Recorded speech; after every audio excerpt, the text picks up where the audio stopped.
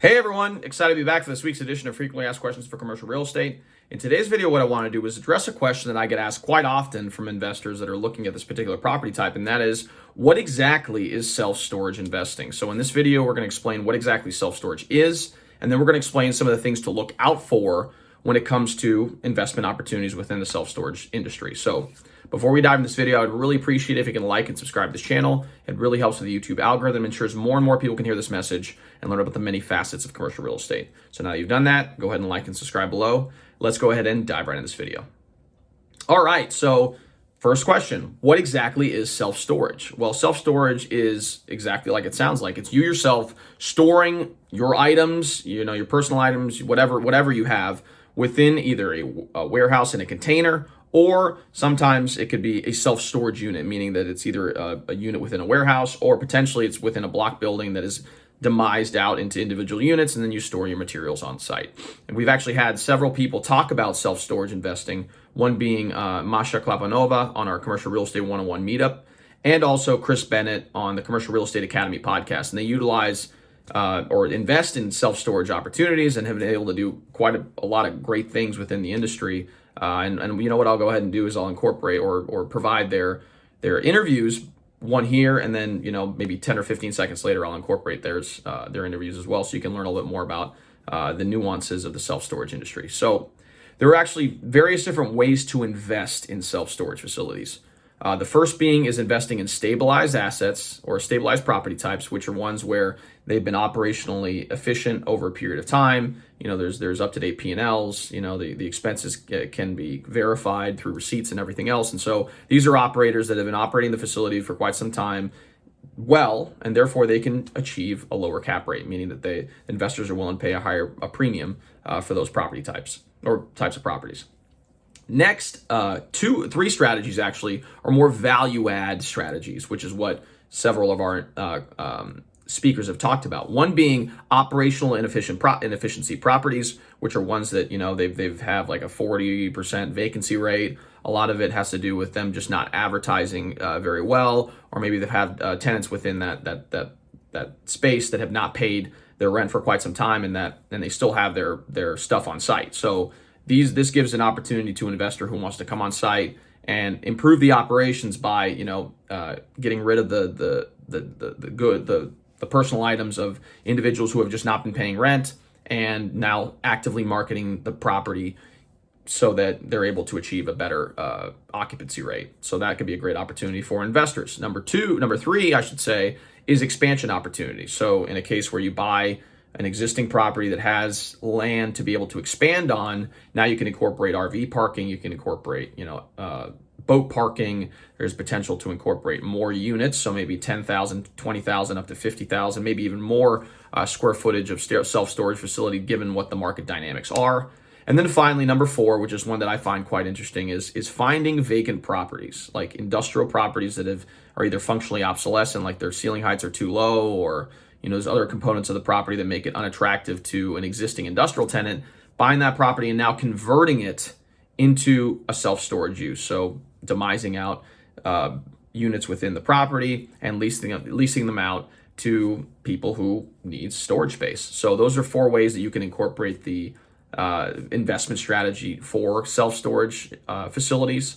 Now let's discuss some of the things you need to look out for as you're going through the process of determining whether or not to invest in a self-storage opportunity. Well, first thing is you really need to get clear on the market dynamics of that particular area. So a lot of self-storage investors commission these market studies where they look at the total inventory of self-storage units within the market, total potential demand for the market. Then they look at demographics and various other metrics to determine whether or not this investment opportunity is worthwhile to pursue and will actually perform to their desired level. This is especially important if you're looking to do some sort of development, because now you have to determine whether or not additional supply will be supported with the demand for that particular area. One of the ways to verify this is obviously to commission the report, but also to call around to different facilities to determine whether or not they have vacancies and what their pricing is. You can essentially be a secret shopper where you just say, hey, I'm looking for a 10 by 12 unit in the area. Like, I just moved to the area, I need space to store on site. What do you guys got? And they'll pretty much tell you, hey, I don't have any of this particular unit, but I got one of these, and this is what we're charging, right? So you're able to create this market study of surrounding self-storage facilities to determine what a potential demand could look like. So if you call around all these different self-storage facilities and all of them are booked solid, there's nothing you can get, and you know that they're not marketing very effectively because you don't see it online, maybe they just have a sign out front, then you know there's a potential opportunity from a demand standpoint to support additional inventory on site. So that's one way to approach it.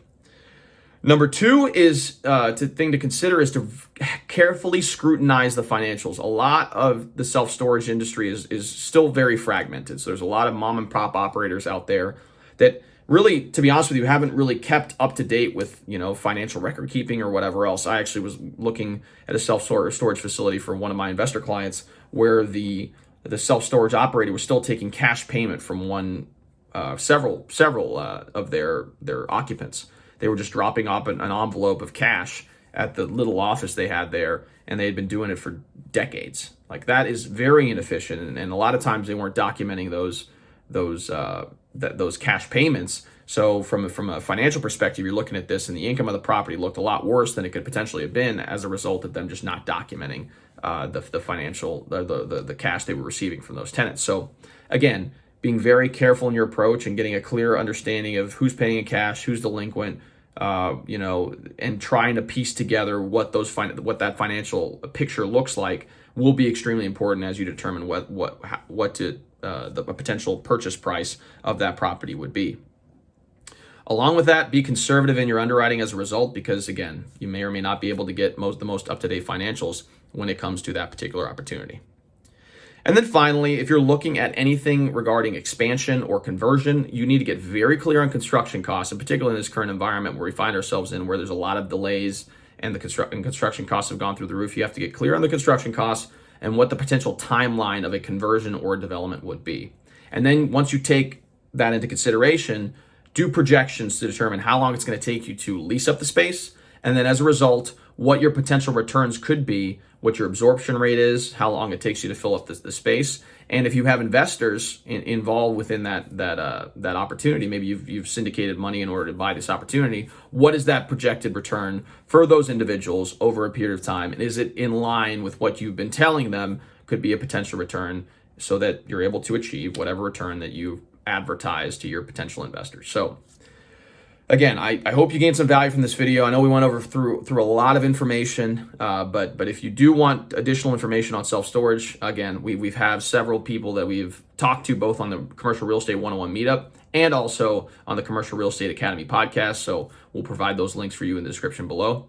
Along with that, if you're looking for investment opportunities in the self-storage industry here in Louisville, Kentucky, and surrounding areas, I'm a commercial real estate agent in town. I'd be happy to help you identify and potentially close on a property that could be right for you and your investors. Feel free to reach out to me. My number is 502-536-7315, or you can reach me via email at Raphael@CrisanteGroup.com. If you like this video and gain value from this channel, I would really appreciate it if you could like and subscribe. It helps with the YouTube algorithm and ensures more and more people can hear this message and learn about the many facets of commercial real estate. So thank you again for tuning in, and we'll see you all next time.